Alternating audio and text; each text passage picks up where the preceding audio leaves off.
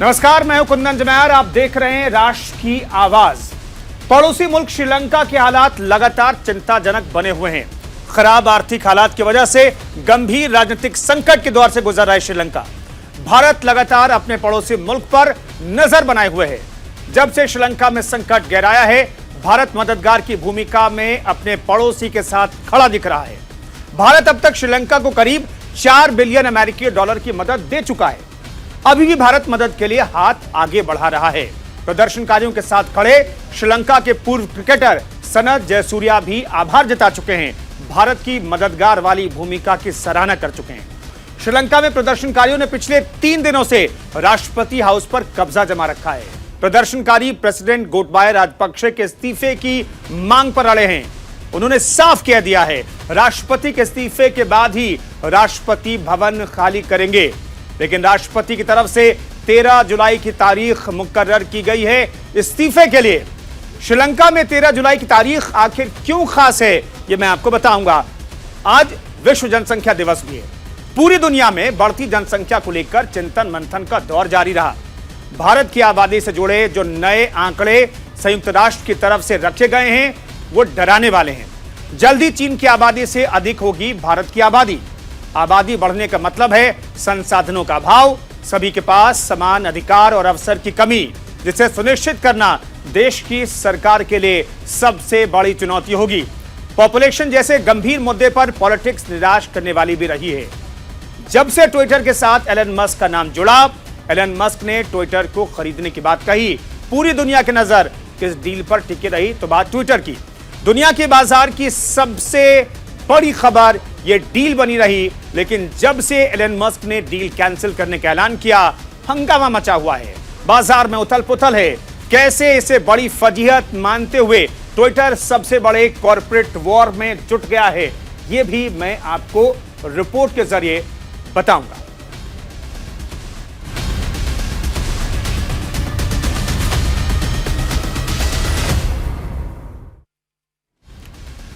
तो सबसे पहले बात श्रीलंका की करते हैं। साल 2019 में राजपक्षे सरकार ने टैक्स को लेकर के बड़ा बदलाव किया था। दरअसल श्रीलंका के हालत कैसे धीरे धीरे करके खराब हुई है, सबसे पहले यह समझिए। 15 मार्च 2022 को अब तक क्या हुआ है।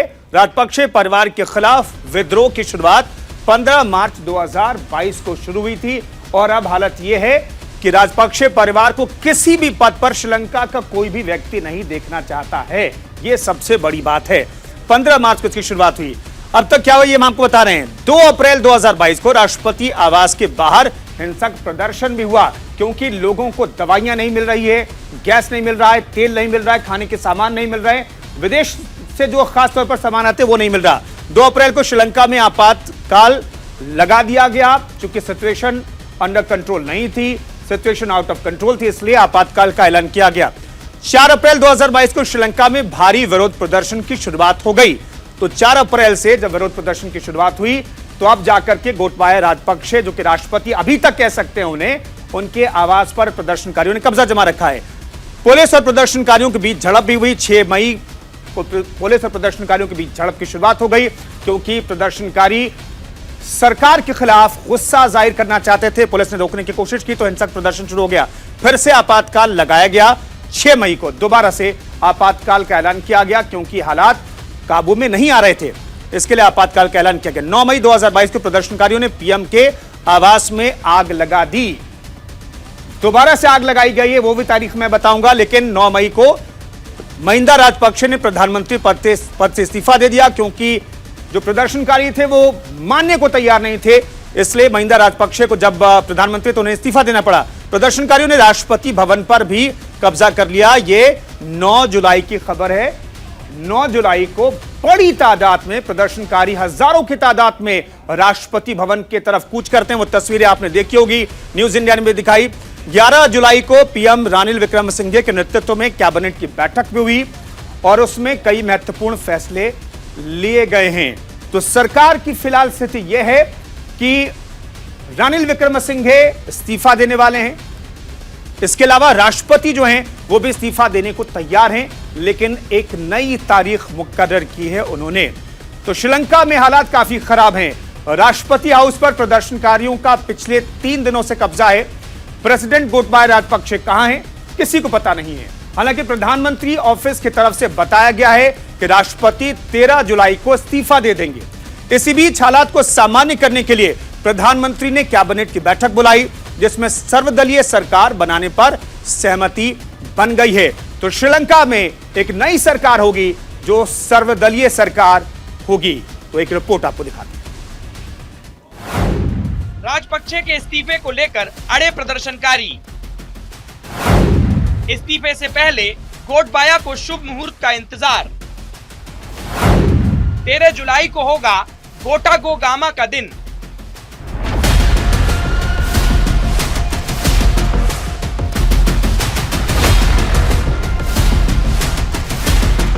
श्रीलंका में पिछले 3 महीने से आर्थिक और सियासी संकट जारी है। पिछले 3 महीने से लोग सड़क पर उतरकर विरोध प्रदर्शन कर रहे हैं। आर्थिक संकट की वजह से तकरीबन 2 महीने पहले श्रीलंका के तत्कालीन प्रधानमंत्री के आधिकारिक आवास को आग के हवाले कर दिया।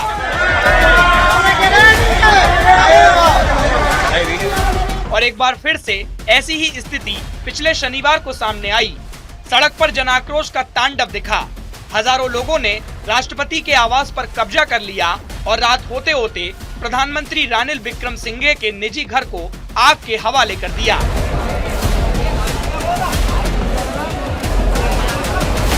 हालात की गंभीरता को देखते हुए प्रधानमंत्री रानिल विक्रमसिंघे ने इस्तीफे की पेशकश कर दी। वहीं राष्ट्रपति ने भी इस्तीफे की बात कही। राजपक्षे ने 13 जुलाई को श्रीलंका के राष्ट्रपति पद छोड़ने का ऐलान किया। इसकी पुष्टि श्रीलंका के प्रधानमंत्री दफ्तर की ओर से कर दी गई है, जिसमें बताया गया गोटबाया राजपक्षे ने रानिल विक्रमसिंघे को अपने इस्तीफे को लेकर शनिवार को बता दिया था। राष्ट्रपति के इस्तीफे को लेकर श्रीलंकाई जनता लगातार दबाव बनाए हुए है। राष्ट्रपति भवन कब्जा किए हुए प्रदर्शनकारियों ने साफ कह दिया है कि जब तक गोटबाया इस्तीफा नहीं देंगे तब तक प्रेसिडेंट्स हाउस खाली नहीं करेंगे। ऐसे में गोटबाया राजपक्षे आखिर 13 जुलाई पर क्यों अड़े हैं? बताया जा रहा है कि इसके पीछे राष्ट्रपति राजपक्षे का शुभ मुहूर्त वाला एंगल हो सकता है।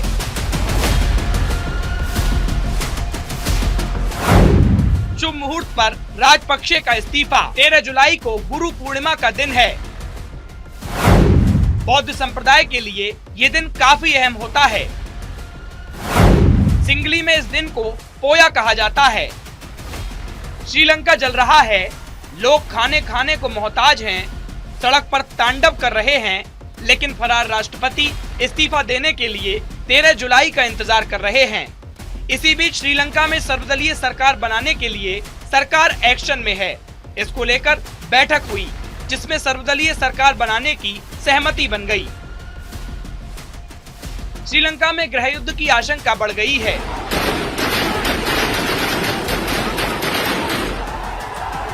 क्योंकि राष्ट्रपति गोटबाया राजपक्षे इस्तीफा देने की बजाय अपने परिवार के साथ अंडरग्राउंड हो गए हैं और जनता सड़कों पर उतरी हुई है। प्रदर्शनकारियों के साथ पूर्व क्रिकेटर सनत जयसूर्या भी खड़े हैं और प्रदर्शन में कई बार नजर आ चुके हैं। संकट की घड़ी में भारत श्रीलंका के साथ खड़ा है। ऐसे में जयसूर्या ने भारत का आभार जताया। Stable government and IMF, India and all friendly countries to help Sri Lanka, they will start coming out and help Sri Lanka. So India been very helpful from the start of this crisis, and India given a lot of aid to Sri Lanka. So we are thankful to that. Every time I'm talking to any Indian TV channel, which I did, because the India is playing a big role for Sri Lanka. दरअसल भारत अपने पड़ोसी मुल्क श्रीलंका की लगातार मदद करता रहा है। लगातार आर्थिक और दूसरी सहायता के जरिए श्रीलंका के लोगों को राहत पहुंचाने की कोशिश में जुटा है। भारतीय विदेश मंत्रालय ने बयान जारी किया है, भारत उन चुनौतियों से वाकिफ है जिनका श्रीलंका और उसके लोग सामना कर रहे हैं। उनको इस कठिन दौर से उभरने की कोशिश में भारत श्रीलंका के लोगों के साथ खड़ा है। भारत ने इस साल श्रीलंका में गंभीर आर्थिक स्थिति को सुधारने के लिए 3.8 बिलियन अमेरिकी डॉलर से अधिक की अभूतपूर्व सहायता दी है। विदेश मंत्री एस जयशंकर ने भी श्रीलंका को हर संभव मदद देने का भरोसा दिया। On Sri Lanka, we have been very supportive of Sri Lanka, and we are trying to help, and we are always very helpful where they are concerned. But they are right now working through their problems, so we have to wait and see. 1948 में आजाद हुआ श्रीलंका अभी तक के भीषण आर्थिक संकट से जूझ रहा है।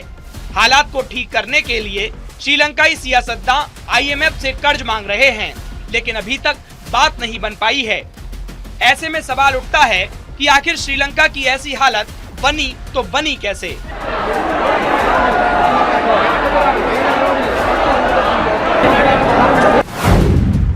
श्रीलंका क्यों हुआ बर्बाद? वजह नंबर 1, चीन से गलबहिया, राजपक्षे की चीन से नजदीकी। इंफ्रास्ट्रक्चर के नाम पर चीन ने भारी कर्ज दिया।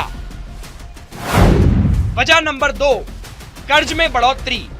2010 में देश पर 21.6 अरब डॉलर का विदेशी कर्ज था। 2016 में बढ़कर 46.6 अरब डॉलर हो गया। फिलहाल 51 अरब डॉलर से ज्यादा का कर्ज हो गया है। वजह नंबर 3, विदेशी मुद्रा भंडार में कमी। 2018 में 10 अरब डॉलर विदेशी मुद्रा भंडार था, 2022 तक घटकर महज 1.7 अरब डॉलर हो गया। वजह नंबर 4, पर्यटन सेक्टर पर मार। श्रीलंका में टूरिज्म सेक्टर की हिस्सेदारी 10% के करीब है। कोरोना की वजह से टूरिज्म सेक्टर बर्बाद हो गया। विदेशी सैलानी नहीं आने से विदेशी मुद्रा भंडार में कमी आई। श्रीलंका के इतिहास में जुलाई का महीना हमेशा से ही असाधारण महीना रहा है। साल 1983 में 24 से 30 जुलाई के बीच तमिल विरोधी नरसंहार के बाद इस महीने को लगभग 4 दशकों तक ब्लैक जुलाई के रूप में मनाया जाता रहा है और अब एक बार फिर से जुलाई महीने में श्रीलंका अस्थिर हो गया है। ये हालात श्रीलंका को कहां ले जाएंगे ये तो वक्त ही बताएगा, लेकिन कोलंबो से जिस तरह की तस्वीरें सामने आ रही हैं, वो पूरी दुनिया को हलकान कर रही हैं। Bureau report, news India.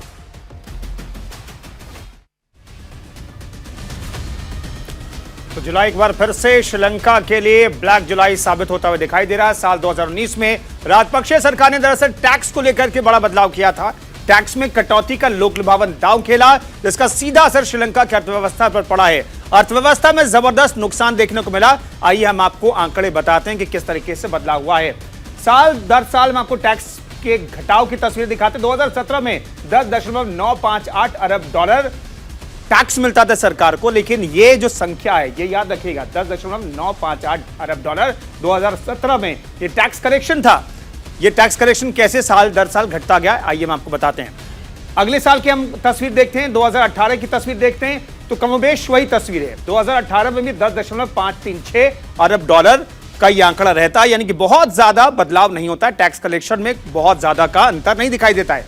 लेकिन अब 2019 आइए, 2019 में भी थोड़ा सा का अंतर है। 2019 में 9.715 अरब डॉलर टैक्स के तौर पर सरकार को मिलता है। लेकिन 2019 में जब नए टैक्स कलेक्शन का जो सिस्टम लागू करते हैं, लोक लुभावन टैक्स स्लैब का ऐलान करते हैं, तो फिर क्या होता है, तस्वीर वहां से बिगड़नी शुरू होती है। 2020 में देखिए 6.565 अरब डॉलर, यहां पर जाकर के श्रीलंका की हालत यह हो जाती है और यहां से हालात और खराब होने लगता है। कई सेक्टर्स थे, टूरिज्म सेक्टर पहले ही डूब गया। टूरिज्म सेक्टर से पैसे नहीं आने लगे क्योंकि विदेशी कोरोना हिट करने के बाद नहीं आने लगे, और जब टैक्स कलेक्शन 10 अरब डॉलर से 6.5 अरब डॉलर पर आ गया, 11 अरब डॉलर से 6.5 अरब डॉलर पर आ गया, तो फिर स्थिति बद से बदतर होती गई श्रीलंका की। और अब जो मौजूदा हालात है, करीब करीब 1 अरब डॉलर का ही श्रीलंका के पास विदेशी मुद्रा भंडार बताया जाता है। तो श्रीलंका में आर्थिक संकट से लोग परेशान हैं, जगह जगह प्रदर्शन हो रहे हैं। तो भारत में इस पर भी सियासी बयानबाजी शुरू हो गई है। दरअसल श्रीलंका में जारी अशांति के बीच टीएमसी के विधायक ने पीएम मोदी को लेकर बेतुका बयान दिया है। विधायक इदरीस अली ने कहा है कि श्रीलंका की जो स्थिति है उसे देखते हुए ऐसा लगता है कि पीएम मोदी का भी वैसा ही हाल होगा। दरअसल वो बताने की कोशिश कर रहे हैं कि महिंदा राजपक्षे जो कि प्रधानमंत्री थे श्रीलंका के, और अब गोटबाया राजपक्षे जो अभी तक राष्ट्रपति हैं, उनकी जो स्थिति है वही स्थिति प्रधानमंत्री नरेंद्र मोदी की होगी और वो इस्तीफा देकर भाग जाएंगे। ऐसे में सवाल है कि इस तरह के बेतुके बयान देकर क्यों माहौल खराब किया जा रहा है, क्यों देश में अशांति का माहौल पैदा करने की कोशिश हो रही है। दीदी के विधायक का बेतुका बयान। श्रीलंका जैसे हो जाएंगे भारत के हालात। पीएम मोदी देश छोड़कर हो जाएंगे फरार।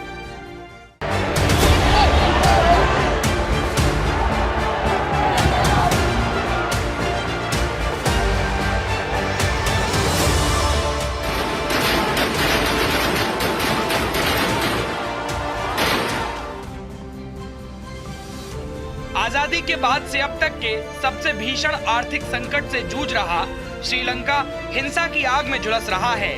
जनता सड़कों पर है और प्रदर्शनकारियों ने राष्ट्रपति भवन पर कब्जा कर लिया है। एक और पड़ोसी मुल्क में अस्थिरता का माहौल है तो दूसरी ओर भारत में इसे लेकर सियासत भी शुरू हो गई है। श्रीलंका के बहाने विपक्ष मोदी सरकार पर हमलावर है। पश्चिम बंगाल की सत्ताधारी तृणमूल कांग्रेस के एक नेता ने श्रीलंका के हालात का जिक्र करते हुए दावा किया है कि कुछ ऐसा ही भारत में भी होगा।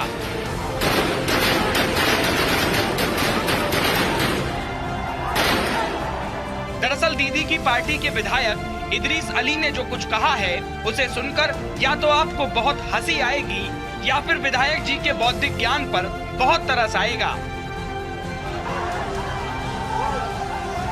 प्राइम मिनिस्टर टोटली फेल्योर, तब तो श्रीलंका में क्या हुआ उससे भी ज्यादा शायद होगा। मोदी जी को भी भागने पड़ेगा, मोदी जी को रिजाइन करके भागने पड़ेगा। टीएमसी विधायक इदरीस इतने पर ही नहीं रुके, उन्होंने ये तक कह दिया कि मौजूदा हालात बरकरार रहे तो भारत के हालात श्रीलंका जैसे हो जाएंगे। श्रीलंका में वो हाल तो मेरा ख्याल से यहाँ मोदी जी का हो जाएगा, मोदी जी का प्रधानमंत्री का वही हाल होगा जो हालत चल रहा है। इज वेरी बैड जो इंडिया में जो चल रहा, Modi ji totally failure, prime minister totally failure, तब तो श्रीलंका में क्या हुआ उससे भी ज्यादा शायद होगा। मोदी जी को भी भागने पड़ेगा, मोदी जी को रिजाइन करके भागने पड़ेगा। बता दें कि इदरीस अली ने पहली बार इस तरह की टिप्पणी नहीं की है। इदरीस पहले भी अटपटे और विवादित बयानों को लेकर सुर्खियों में रह चुके हैं। जनवरी 2016 में इदरीस अली ने प्रधानमंत्री और आतंकवादियों के बीच संबंध होने की बेतुकी बात कहकर विवाद पैदा कर दिया था। इदरीस अली ने ये बयान पठानकोट एयरबेस पर आतंकी हमले के बाद दिया था। सलीम साहब दिन के अंदर मुंगेरी लाल के सपने देख रहे और ऐसे सपने देख रहे जो कभी पूरे नहीं होने वाले हैं। भारत एक मजबूत लोकतंत्र है और नरेंद्र मोदी जी के हाथों में भारत सुरक्षित भी है और तेजी से तरक्की भी कर रहा है। 9.2% की विकास दर से भारत तरक्की कर रहा है। भारत की अर्थव्यवस्था सबसे तेजी से बढ़ने वाली अर्थव्यवस्था प्रधानमंत्री मोदी जी ने बना दी। अब आपने किसी और कंपनी का हरे रंग का चश्मा लगा लिया है जिसमें आपको भारत की तरक्की दिख नहीं रही, तो कसूर आपका और आपके चश्मे का है।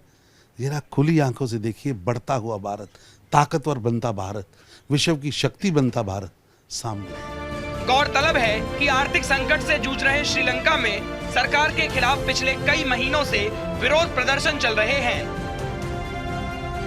9 जुलाई को बड़ी तादाद में प्रदर्शनकारी बैरिकेड तोड़कर राष्ट्रपति भवन में घुस गए। हालांकि प्रदर्शनकारियों के कब्जा करने से पहले ही राष्ट्रपति गोटबाया राजपक्षे राष्ट्रपति भवन से 9-2-11 हो गए थे।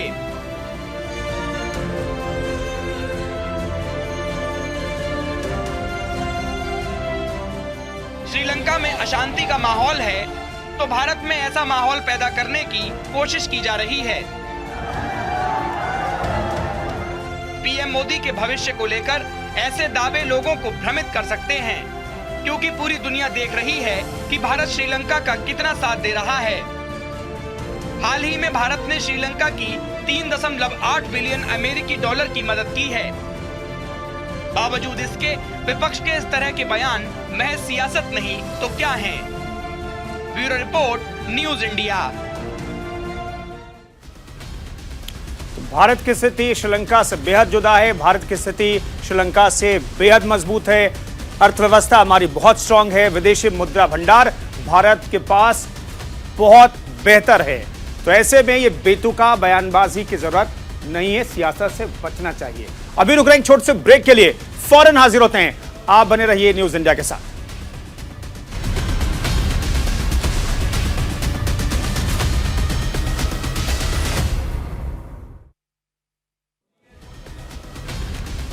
एलन मस्क के ट्विटर डील रद्द करने के ऐलान की खबर इन दिनों सुर्खियों में है। मस्क की घोषणा के तुरंत बाद ट्विटर के कर्मचारियों ने मजाकिया अंदाज में एक के बाद एक कई ट्वीट किए, जिसके बाद ट्विटर ने अपने कर्मचारियों को इस मामले में किसी भी प्रकार की सार्वजनिक टिप्पणी करने से परहेज करने की हिदायत दी है। साथ ही सोशल नेटवर्किंग साइट ने डील कैंसिल पर अब कोर्ट में एलन मस्क से हरियाने की प्लानिंग तैयार कर ली है।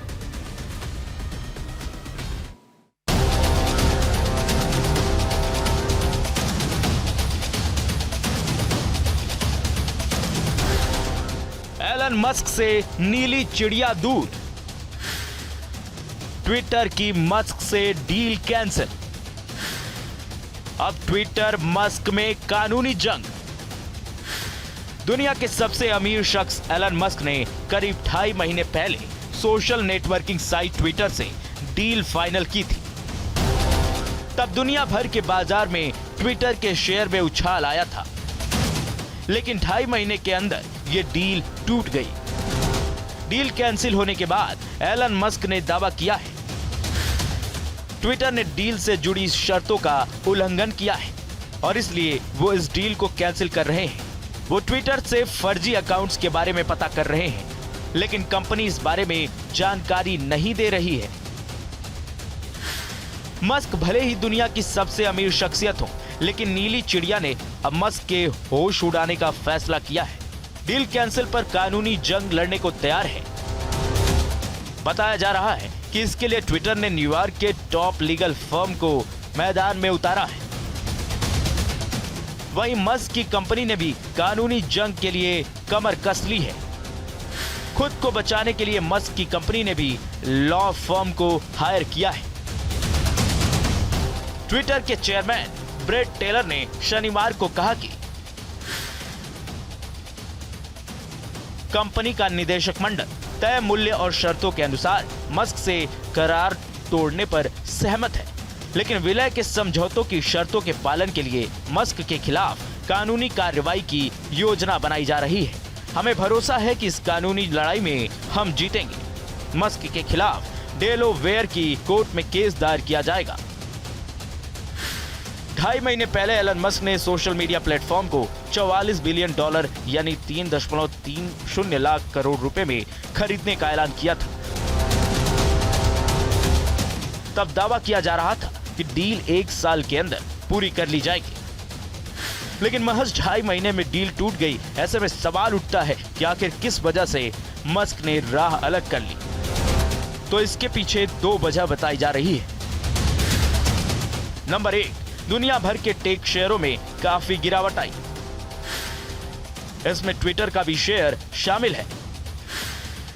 वजह नंबर 2, मस्क की कंपनी टेस्ला के शेयर गिरे। 4 अप्रैल को टेस्ला की कीमत $1149 थी। शुक्रवार को कंपनी का शेयर $752 पर बंद हुआ। टेस्ला कीमतों में गिरावट से मस्क को काफी नुकसान हुआ। जानकारों के मुताबिक इन 2 वजहों से एलन मस्क और ट्विटर के बीच डील में दरार पड़ गई, क्योंकि मस्क जानते हैं कि फिलहाल जिस तरह के हालात हैं, उनसे ट्विटर खरीदने से फायदा कम और नुकसान ज्यादा होगा। यही वजह है कि उन्होंने फर्जी अकाउंट्स का बहाना बनाकर इससे पीछा छुड़ा लिया। ट्विटर डील कैंसिल करने के बाद एलन मस्क ने ट्विटर के जरिए ही ट्विटर का मजाक भी उड़ाया। मस्क ने ट्विटर पर 4 तस्वीरें शेयर की। चारों तस्वीरों में मस्क मुस्कुराते हुए दिख रहे हैं और उन तस्वीरों के साथ टेक्स्ट भी लिखा।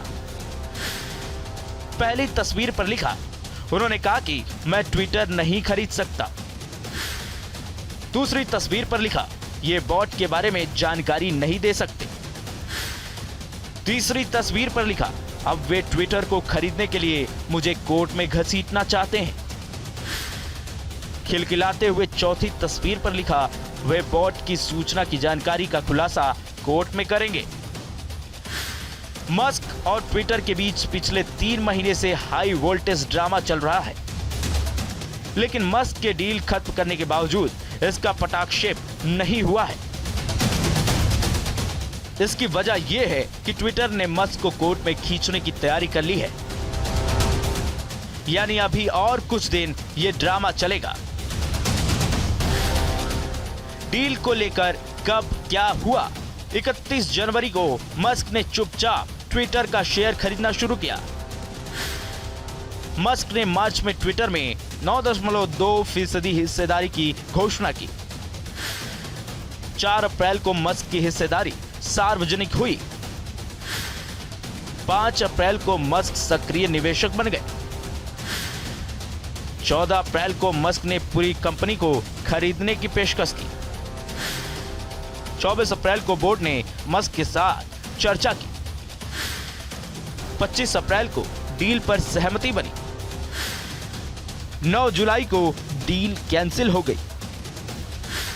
अप्रैल में ट्विटर चिड़िया अब एलन मस्क के पिंजरे में जाते दिख रही थी, लेकिन 3 महीने में हालात बदले और नीली चिड़िया मस्क के पिंजरे में जाने से पहले फुर हो गई। Bureau report, news India. तो अब चर्चा इस बात को लेकर के हो रही है कि आखिर एलन मस्क ने ट्विटर को खरीदने की डील क्यों कैंसिल कर दी। इस पर बड़े सवाल हैं, लेकिन ट्विटर को कितने लोग यूज करते हैं ये जानना बेहद जरूरी है। दरअसल सोशल मीडिया का बड़ा प्लेटफॉर्म है ट्विटर। दुनिया भर के नेता से लेकर दूसरे लोग ट्विटर पर एक्टिव हैं। ऐसे में आपको ग्राफिक्स के जरिए बताते हैं, आंकड़े बताते हैं कि दुनिया में एक्टिव यूजर्स की संख्या दरअसल है क्या। हालांकि एलन मस्क ने भी एक्टिव यूजर्स की संख्या को लेकर के डाउट जताया था, डाउट व्यक्त किया था। दुनिया में 21.7 करोड़ लोग ट्विटर का इस्तेमाल करते हैं। भारत में 2.4 करोड़, ब्राजील में 1.9 करोड़ और यूके में 1.9 करोड़ लोग ट्विटर का इस्तेमाल करते हैं। लेकिन एलन मस्क को लग रहा था कि जो संख्या बताई जा रही है ये शायद कम है। हर दिन किए जाते हैं 50 करोड़ से ज्यादा ट्वीट किए जाते हैं और इसलिए एलन मस्क ने ये डील की थी। चुपके से ये डील हुई थी, बाद में सार्वजनिक हुई थी, लेकिन अब ये डील कैंसिल हो गई। हर दिन करीब 50 करोड़ लोग ट्वीट करते हैं, ये कम से कम 50 करोड़ ट्वीट्स होते हैं। 70% ट्विटर यूजर्स पुरुष बताए जाते हैं और बाकी की महिलाएं हैं। तो 70% जो पुरुष यूजर्स हैं, जो दुनिया में 21.7 करोड़ हैं, उनमें 70% यूजर्स पुरुष हैं और बाकी की 30% यूजर्स जो हैं वो महिलाएं हैं ट्विटर पर। तो ये संख्या है। 38% ट्विटर यूजर्स की उम्र 25 से 30 साल ही है। मतलब ये है कि ज्यादातर जो लोग ट्विटर का इस्तेमाल करते हैं वो युवा हैं। 38% जो लोग हैं वो 25 से 30 वाले उम्र के युवा ही हैं। 27% यूजर्स शहरी हैं। तो शहरी इलाकों में रहने वाले जो यूजर्स हैं उनकी संख्या ज्यादा है। 27% जो यूजर्स हैं वो शहरी यूजर्स बताए जाते हैं और दुनिया में 21.7 करोड़ लोग ट्विटर पर मौजूद हैं। लेकिन एलन मस्क और ट्विटर के बीच जो डील हुई थी 3 महीने पहले वो फाइनल हो गया है कि वो कैंसिल हो गई है। तो आज राष्ट्रीय आवाज में फिलहाल इतना ही, रुकेंगे एक छोटे से ब्रेक के लिए, लेकिन तमाम अहम खबरों को जानने के लिए आप बने रहिए न्यूज इंडिया के साथ।